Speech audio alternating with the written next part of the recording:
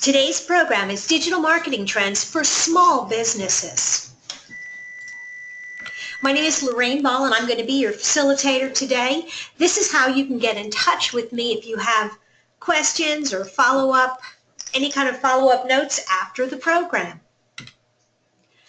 The program today is also sponsored by Constant Contact. We are an authorized local expert for Constant Contact, and we are really excited to be sharing information that they provide for us, as well as just talking briefly about their products. If you are not currently a Constant Contact user and you would like a free trial, be sure to click the link in the follow-up email and we will get you set up. What I love about Constant Contact is it really is a complete marketing toolkit for small businesses. You can send newsletters, announcements, offers, promotions, surveys, and even event registrations all through one complete product. Essentially, as you're out there trying to run your business, you can be a marketer, and all it takes is Constant Contact. So let's get started. The truth is that it doesn't matter what your digital footprint looks like today. If you're going to be in business, you have to stay on the leading edge of digital marketing trends. This is not to say that you have to take advantage of every single one of them, play on all of these platforms, but you have to be informed because this is a landscape that is changing and changing rapidly.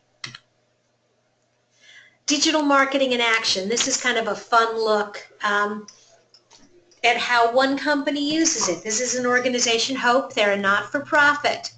You see that they have a web presence. They send out regular email marketing. They're active on social media. They're not a nonprofit. They are a food product. And so you see how they're participating and sharing content on social media and how it looks different on Pinterest and Facebook and Instagram.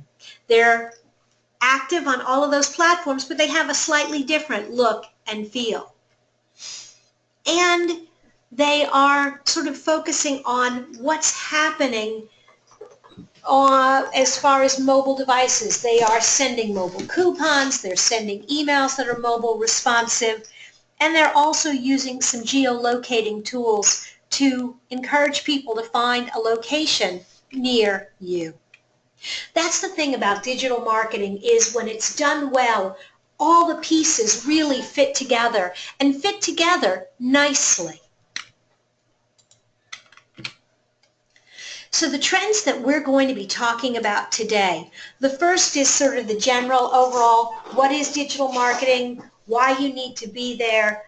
We're going to talk a little bit specifically about content marketing, because in the last few years, content has really increased in value. The information that you share, designed to inform and persuade, is as or more important than the information that you put out there to get someone to really buy.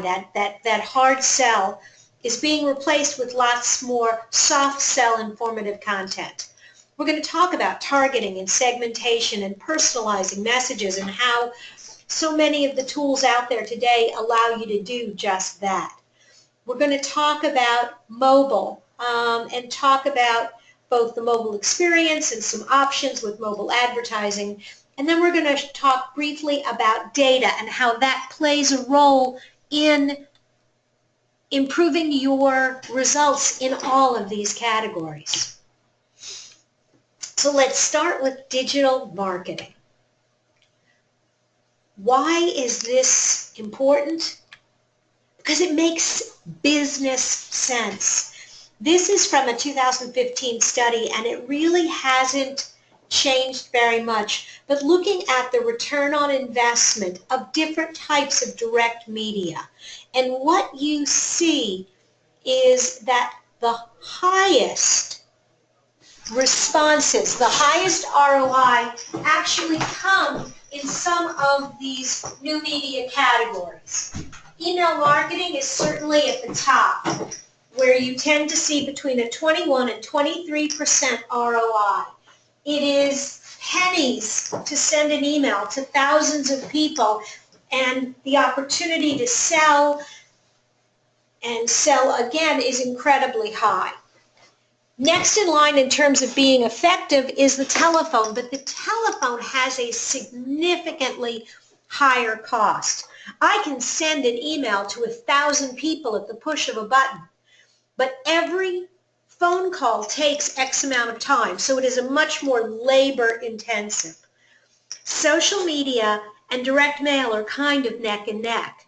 The return on investment is fairly small in social media, but it is, the investment itself is fairly small when you're looking at social media, which makes the ROI pretty high. Direct mail has a much higher cost, but that postcard showing up in your mailbox tends to get people's attention. Specifically mobile marketing, paid search, and internet display, you see, have lower and lower ROIs. So the messaging here is really, where should you be concentrating? Well, step number one, if you're not doing email marketing, and I know this is a program by Constant Contact, but the reality is here. If you're not doing email marketing, you are missing one of the most cost-effective, one of the highest ROI types of marketing available. And when you're looking at social media, I'm going to tell you that you need to be supplementing that with a little bit of advertising. Here's the reality and why having a profile in a lot of different places and having a presence across the internet is so important. And the truth is that you don't get to decide which device people use to access your content. They do. And so you have to have information that is configured for multiple devices, that is designed to be consumed in a lot of different ways because your customers are using these devices. So what are people doing with all those devices, and really, are you there?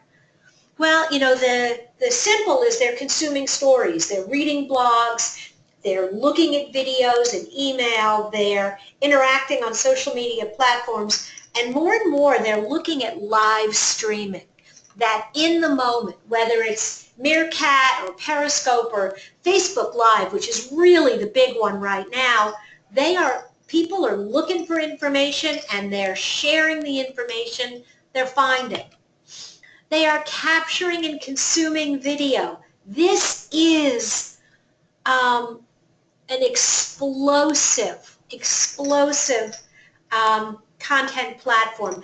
I have seen statistics on YouTube in terms of how many hours of video are uploaded every second.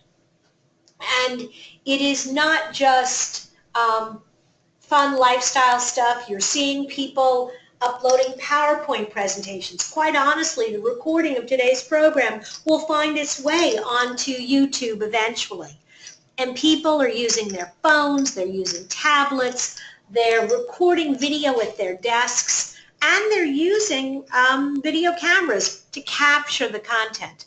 And they're sharing it in newsletters, on blogs, on social media platforms, and on video-specific websites. And they are continually trying out new channels. Now, this list, every time I do this presentation, I add and subtract items listed here because it's really hard to keep up. There are always new channels. You do not have to run out and jump on all of them, but you need to be aware of what's changing, what's hot, what's not hot, what makes sense for your industry. For example, right now, Snap is really hot in the 15 to 25-year-old market. If that's your customer, I would suggest that at a minimum, you get on and start getting familiar with Snap. Just learn how it works. The truth is that right now I'm not seeing a lot of corporate play, but that could change. Slack is a new collaboration tool. It's more of a conversation, B2B type of tool. I don't really think of it as a social network yet, but they're certainly putting a lot of money into advertising that platform. They're definitely trying to be a real player. House for home remodeling. Vine is kind of on its way out. Vimeo is really more in the YouTube category. But there's always something new, and so spending a little time just staying on top of kind of what's changing and what are people in your industry using, and ask your customers, ask them, where do they get their information? What tools do they use? What websites do they go to? Because the more you know about where your customers are going, the easier it will be for you to direct messaging at them. Speaking of where are they going, this statistic came out of the Roundpeg Small Business Social Media Survey this year. 50% of small businesses in our study said that Facebook is their primary business network. Now, this absolutely blew me away because it is a complete change from where Facebook was a few years ago. And this data point was not just for B2C companies. It was also among B2B companies. And I think a lot of what's driving this is how aggressively Facebook is moving to add new and better tools. How fast they're moving to create and enhance their advertising platforms, their business pages, and with each improvement, they're chipping away and pulling businesses off other platforms and doing things to make the Facebook experience more integral into how people live their lives every day.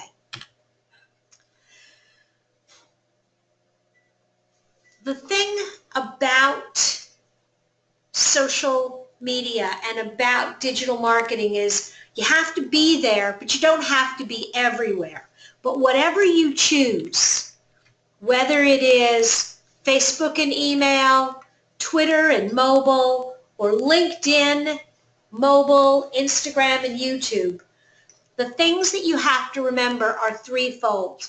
Number one, the social media platforms in the middle, their role is to go out and help you connect with new people.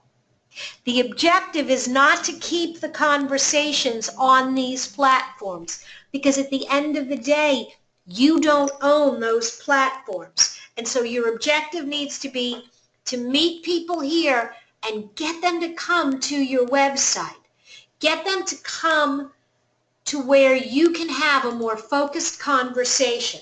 And then get their email address so that you can stay in touch with them on an ongoing basis on your terms. Facebook decides which of your status updates get seen by which people. That's fine, it's their platform, but if you want to reach more people and deliver the message in the timeline that you want, then you need an email program that allows you to do that.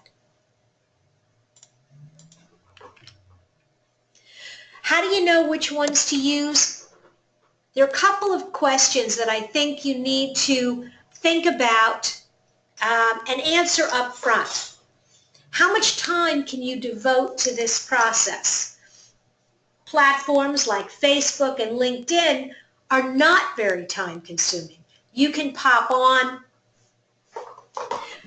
probably 15 minutes, 2 or 3 times a week to post a status update and integrate with your fans, as long as you have your alerts turned on, so if someone sends you a message, you can respond right away. Twitter is going to be much, much more interactive. Twitter is kind of an all-day, everyday type of thing. If you're not posting updates multiple times a day. If you're not interacting with people, you will essentially be ignored. And so before you commit to a Twitter program, you really need to ask yourself, are my customers there, and do I have the time to devote to that? No one will notice if you don't do Twitter, but they will notice if you do it badly. Excuse me. The next thing is resources. What personnel, who's going to do this if you jump into this, and what skills do they have, and will you need to train yourself or your staff? And most importantly, and actually I would put this at the top of the list, where does your audience hang out? There are some really great stories about social media companies that have walked away from Facebook or from Twitter because they figured out they were putting a lot of effort into creating the community and it was not delivering the results they wanted. To jump on the trend, you need to first figure out where your audience is and then figure out where you are. Are you on the right platforms? Are you trying to do too much or do you need to do more? I would say for a small business putting their toe in the water on social media, find one platform and do it really well. If it's Facebook, if that's where you need to be, then really go after it in a concerted effort. If it's Twitter or LinkedIn, whatever it is, go and do a really good job and get noticed, and then decide whether you want to expand. Choose your channel, but make sure you keep in mind your time, resources, knowledge, and audience. Okay, trend number 2, content marketing. You hear a lot of people talking about content marketing, and what is it?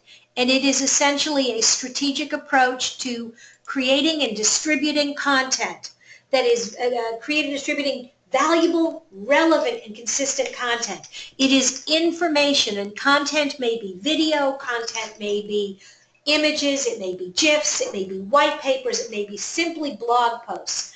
But the purpose of this content is to attract and retain a clearly defined audience. So you're not trying to talk to everyone. The most effective content is something that when I see it, I'm like, oh my goodness, I was looking for that. They wrote that for me. Instead of writing a white paper on why every business should use email marketing, if I created a series of white papers and said why plumbers need email marketing, why chiropractors need email marketing, why dentists need email marketing, why hair salons. In each of those, if I wrote slightly different information, even though the general principles are relatively the same, that very targeted is going to get the attention of just the right people and ultimately drive profitable customer action. So good content marketing is about talking to very specific audiences about the questions they're most likely to have. Why focus on content? We know, based on a study in 2015, that 57% of purchase decisions are made before a customer talks to a supplier or a salesperson. So your customers are more informed than ever before. They're doing their research. They're doing their homework. If you are creating content that answers the questions in that content, you can inform your customers in a way that ultimately will lead them to buy from you. And by 2020, customers will manage 85% of their relationships with an enterprise without interacting with a human being. If you do not learn how to create relevant, informative content today, you will be irrelevant by 2015. I love this example. Constant Contact says that content marketing is kind of a 1, 2, cha-cha-cha. It's sort of a dance. You give a little, you get a little. You give a little, you get a little. And you sort of maneuver through the pre-sale conversation. It starts with defining who your audience is. Next, you have to know what it is they're concerned about, what's keeping them up at night, what causes them pain. The cha is the attraction, where you present some information that the audience will see as a way to address their pain.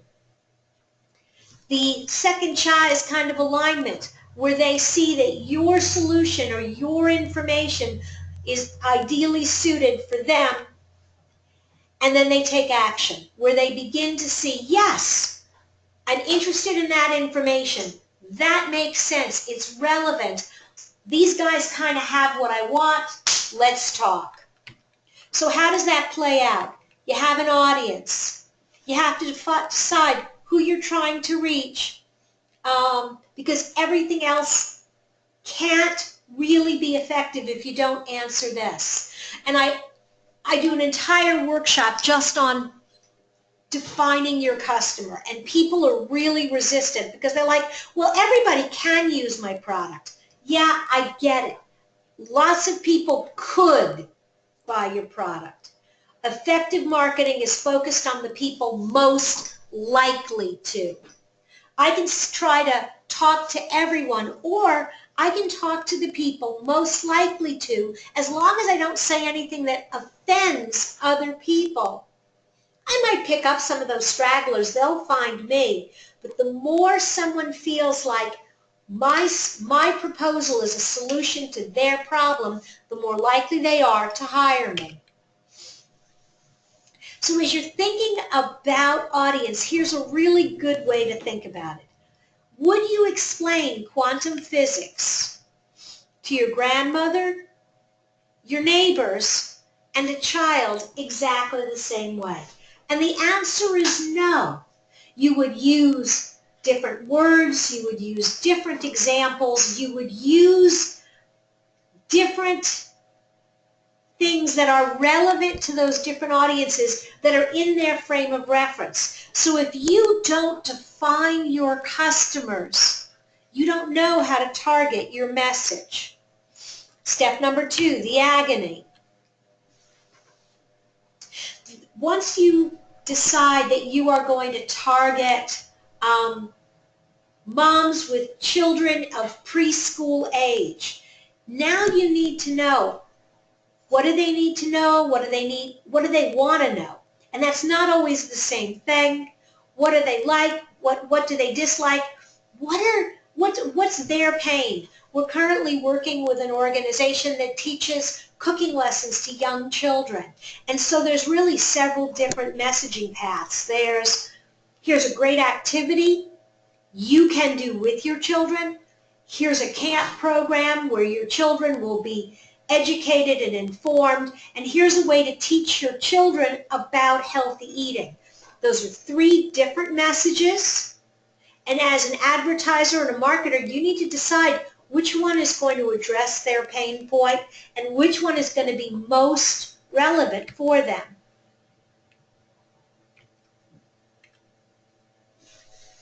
You need to think of them and talk to them as human beings, not as a cluster, but as individual people. You need to know what causes them the most pain, because that's what they're going to react to.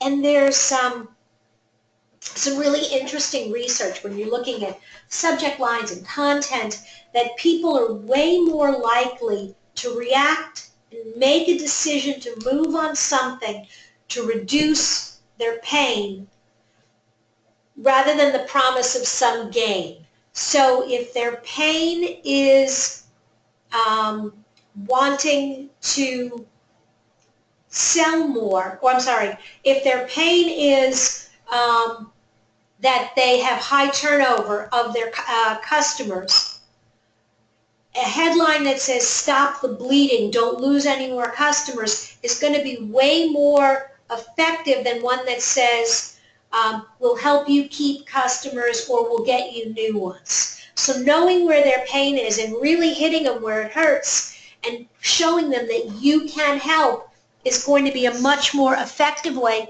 to engage and interact with people through your content. The attraction may be sending them an email newsletter. It may be putting a blog post on social media. but it's designed to gain their attention and point them to the next step. It may be a white paper on your website or a download where they click and they can get it if they trade you their email address. It may be a blog post on your website that says click here for more, click here to read more, watch a video. But the idea is you put information in front of them, maybe in social media, maybe in an email, maybe in an ad, but there's always that next step. Read more, learn more, find out what you do next.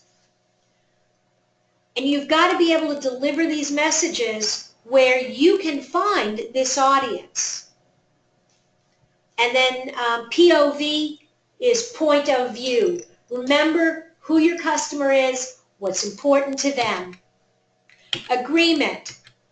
This is where you present information that is not sales-oriented.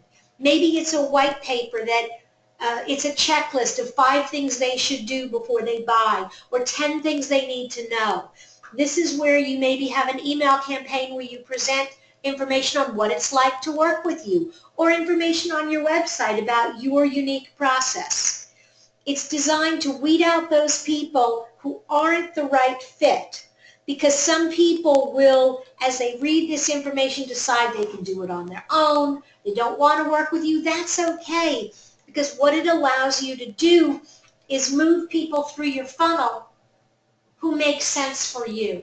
If I send out 100 emails and 30 people open it and 10 of the 30 click, I'm going to follow up with the 10 people who clicked because those were the people that were interested.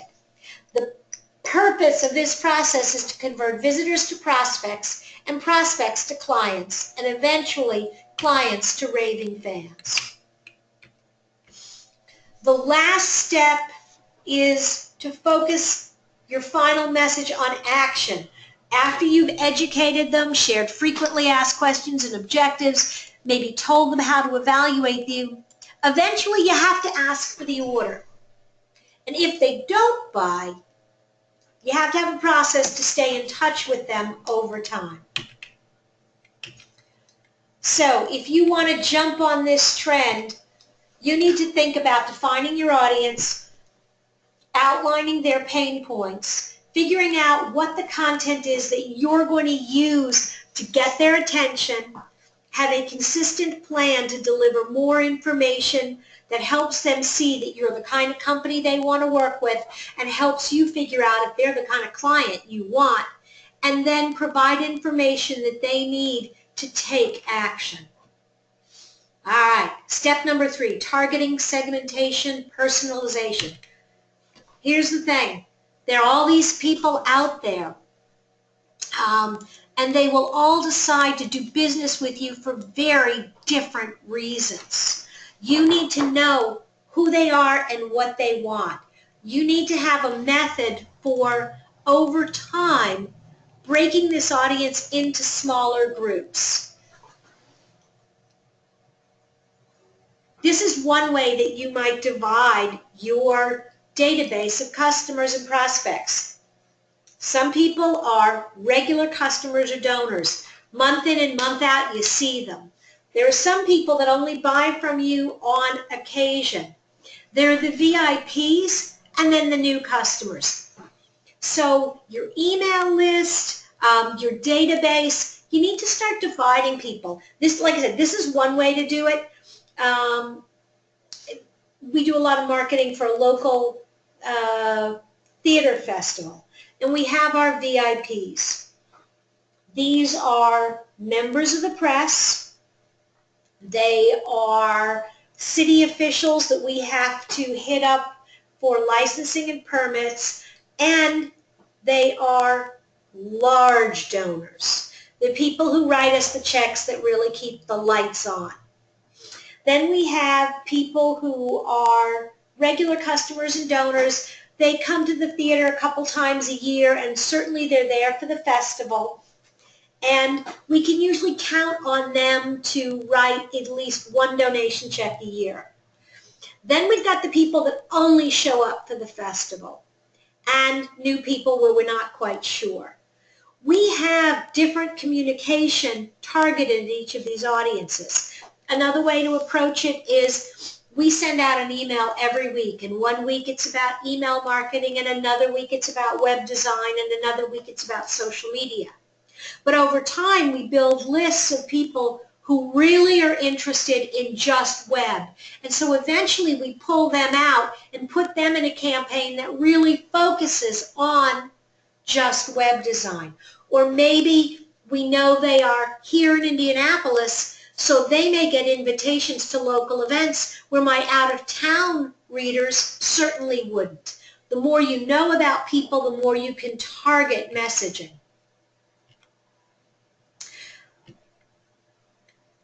We receive so many messages every single day.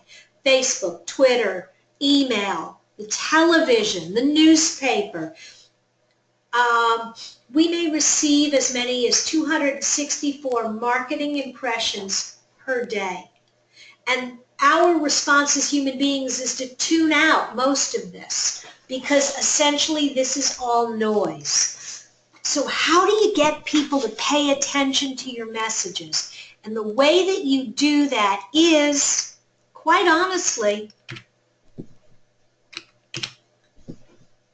by getting their attention with more targeted and specific messaging. 40% of consumers buy more from retailers who personalize the shopping experience. Amazon pioneered this. Back in the day when it was just a book ordering website, if you downloaded 3 murder mysteries, the next time you logged in, it recommended another murder mystery. That works great if it's one person's account. Where we blew the system and it really made us laugh was my husband and I were sharing an Amazon account. And we would alternate buying books. I liked romance novels. I loved some historical fiction.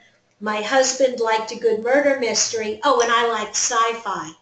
So we would log in and it would be very confusing what Amazon would recommend. So Amazon actually figured out the flaw, and now you can personalize your account a little bit more. And so if multiple people are using the same account, you can say, no, this is Lorraine or this is Andrew. 56% of consumers are more likely to shop when they get a good personalized experience, when they feel like you're treating them as an individual. And 76% of consumers will share personal information if they think it's going to improve the interaction. They'll tell you what they're interested in if they think that you're going to filter the messaging based on what they're interested in. So go ahead and ask them. Start to learn more about the people in your database, whether it's where they live, their age, if their business is, the size of their company. Find out what they're interested in related to your business. Pay attention to their purchasing behavior, and this is where they want to bring together your marketing database and your accounting databases. So you see things like, how often do they purchase? When do they purchase? What do they purchase? Take a look at how they interact with you and ask them, would they prefer to connect with you on social media? Do they want text messages? Do they want emails? Have they come to events? And use all of this information to build more of a 360-degree profile of your customers and your prospects. Does this take time? Oh, hell yes. Are the benefits there? Absolutely. The more personal the experience, the better chance you're going to have of delivering quality messaging that gets their attention and moves them through your sales funnel. Use that information by segmenting your lists, creating different auto-response campaigns around just a particular interest.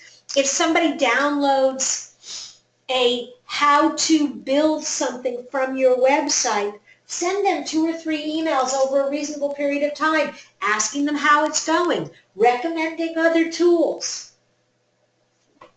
Use the information to target different people on social media and make specific offers. If I have never bought or expressed any interest in your apples, if I always buy oranges, maybe I don't know that you have apples, or maybe I don't want them.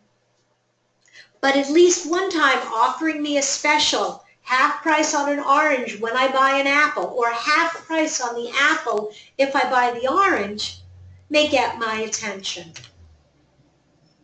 Use the information to create special events and special offers for people who are really important.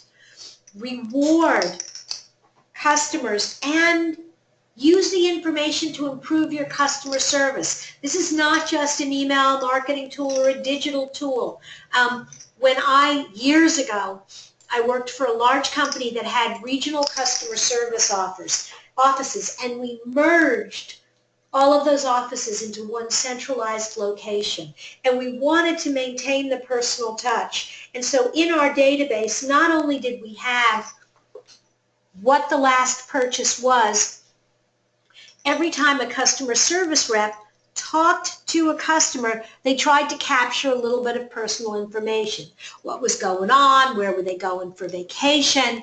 And so the next time they called in, the customer service rep could see what was going on and say, hey, the last time you called in, you were about to head out on vacation in Denver. How was the trip?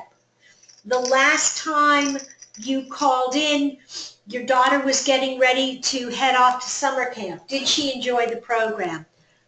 Those little personal snippets of information go a long way to building that more intimate relationship that leads to an ongoing relationship. So jump on the trend. Review your contacts, create segmented lists, and collect more information. Look at all of the different places in your organization that you have information about customers and prospects, and start centralizing that. It may be using a tool like Salesforce or Insightly, or simply just using the notes function in Constant Contact. But start capturing that information in a way that you can go back and review it, divide people into categories, but also if you have multiple salespeople and they are all keeping their own databases, you are putting your company at risk. Because if that salesperson leaves, all that data may leave with them. Find places to automate your marketing around those segments. Create information specific for different segments that you can send again and again and again. And develop special events or offers for different groups of people. The next trend that I think is really hot, and right now we'll talk about mobile experience and advertising, but the bigger trend here is something called IoT, or the Internet of Things. And while today the emphasis is on interacting with people in their telephones, tomorrow it is going to be looking beyond that to anywhere there is a Wi-Fi connection. From your furnace, sending an alarm directly to your heating and air conditioning company when it's not working right, to your refrigerator, pre-ordering a refill of milk. Everywhere you go, there are new ways that people are connecting to the internet. So today we're going to look at mobile. Tomorrow we also need to be looking at IoT. Today we see that mobile is becoming pretty much ubiquitous. 51% of emails are opened on mobile devices. 62% of American adults own a mobile smartphone. And people are looking at them all day, every day. 150 times a day, the average person looks at their phone. Now, I got to tell you that at first I thought this was kind of out there. I thought these people have no life. And then I thought about how I use my phone. It is my wristwatch. It is my, well, it is my clock. It is my calendar. I get alerts every time there's a meeting. It is my connection with social media. And I certainly look at that multiple times a day. I also use a Fitbit tracker. And so I am not constantly, but frequently checking my steps to see, am I hitting my targets? Am I moving every hour? Am I doing what I'm supposed to? It is my roadmaps. It is my music collection. It is my news source. Everything I do, and suddenly that 150 times a day didn't seem so extreme. This is the reality that we live with today. People are on mobile devices, and so we need to be thinking about how does that impact our business. And there's several ways that I think it's really important and that you need to be looking at your business in terms of mobile. It's how people read email, interact socially, find products and services, and make product decisions. So, thinking about, are you sending out mobile responsive emails? Do your emails look good on mobile devices? Are you creating content on social media that looks good on mobile? Do you have complete Google Map listings so when somebody looks for you, this comes up and has a call, directions, and website button that has your basic information? And do you show up appropriately? Without these links, you're missing huge opportunities because the statistics on mobile search are incredible. Mobile drives local business. 80% of people use smartphones to find local information, hours, products, addresses, directions. When we're trying to decide where to eat, I whip out my phone and you can bet I'm looking at Yelp. I'm looking at all sorts of different online menus to figure out where we're going for dinner. Local searches lead to purchases at twice the rate of non-local searches. So if somebody is looking and types in restaurants near me, bookstore near me, they're not doing it for the fun of it. They're doing it because they want to buy something and they're trying to find the closest location.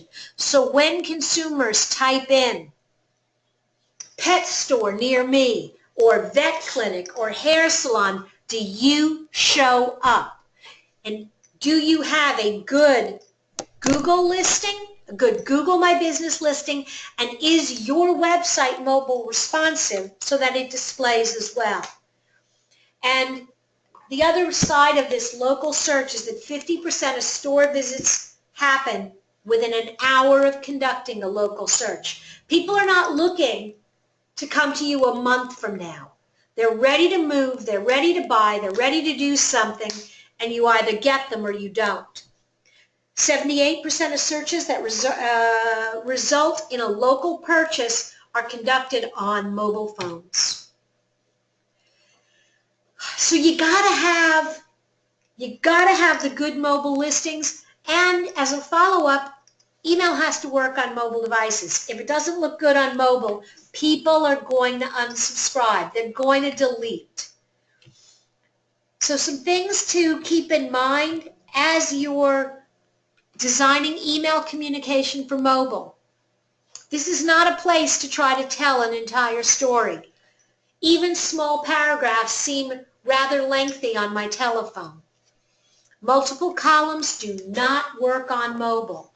Large images that fall off the screen and are not automatically resized don't work, and tiny fonts don't either. If I have to put on my glasses to read your email, there's a good chance I won't bother. And if you're sending me an email and you're sending it to my phone, make it easy for me to do the next step. Things to keep in mind if you're communicating with people via mobile. 70% of people want mobile coupons. So think about delivering them. creating trackable coupons from your emails and in Facebook promotions. Encourage engagement on mobile through social media. Do not do this. Do not put a QR code on a website. Nobody's going to hold their phone up and scan it. Make it easy for people to opt in, check in. If you're a retail location, you may want to have benefits to people who check in. Encourage people to create content in your location and to write reviews. Encourage them to whip out their phone and talk about you, because when they do that, their friends are more likely to see the content. And it is more likely that your message will be spread through multiple channels. Test your mobile experience if you want to jump on this trend. Send a coupon and an offer to targeted mobile users. Okay, we are winding down. Last thing you need to think about as really important trends for right now, beyond big data, using beyond just the numbers, how do you make decisions? You can look at a lot of numbers and make the wrong assumptions. We found this correlation in the data. Everyone take a razor. The more people have shaved heads, the more their sales increase. These are two data points, but they are not connected. You're not collecting numbers just for the sake of the numbers. You want to use the information to ask better questions and make better decisions. There is data everywhere. This is the reality of the digital age.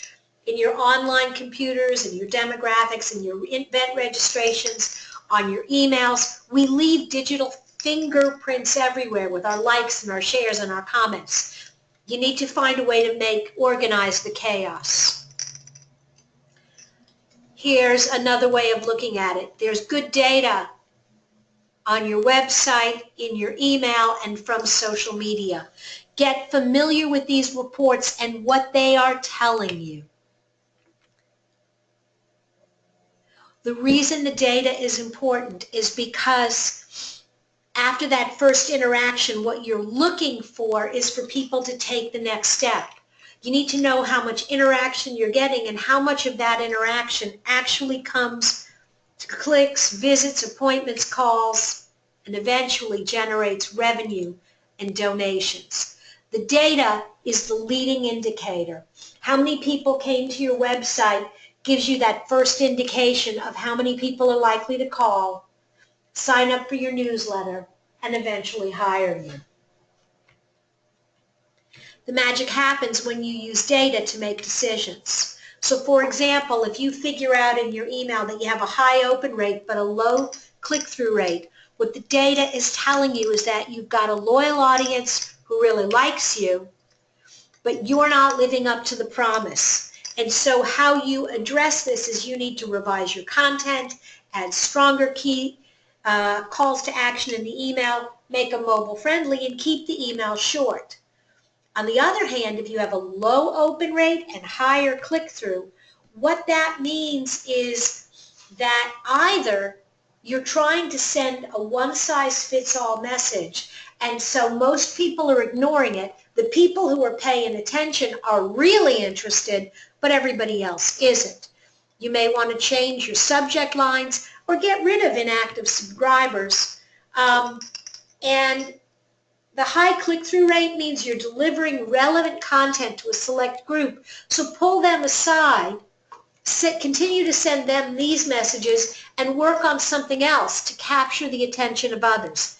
This same story is true if you look at your social media data. Which posts simply get shared and liked, which posts really generate comments, and which ones create click-throughs are going to tell you where are you really catching the attention of the right people. Avoid vanity stats like open or reach or the number of followers or fans. Dig deeper and look for data points that really give you an indication of the customer's actions or intentions. It isn't important how many followers you have, but how many of them actually interacted with your last status update. Start small and start making changes and track the effectiveness for a specific target, and then apply those changes across your audience. Sounds silly, but what you really need to do is do more of what works. To jump on the trend, the first thing you need to do is determine which numbers really matter for your business. Is it your web data? Is it your social data? Is it your email data? And within that, which numbers are you going to watch? Trust me, Google Analytics, you can get lost in there for a month. There are so many numbers. Pick a few that really, number one, you can control and really tell you something that is actionable. Look at those numbers over time and establish a baseline. Watch for cycles and trends and start making little tweaks. Adjust your strategy and then compare your results over time. Wrapping up,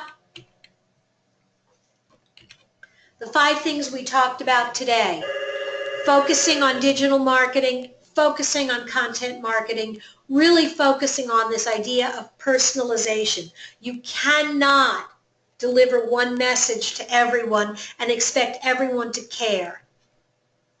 You want to pay attention to mobile and start using data. If you have questions about anything that I've covered in today's program, please feel free to reach out. We'll be sending you an email after the program. And a special offer, if you've enjoyed today's program and you'd like to learn more specifically about email marketing, I'd like to invite you to an email marketing bootcamp. This is an experiment for us. We are going to be doing a 1-hour program every day next week.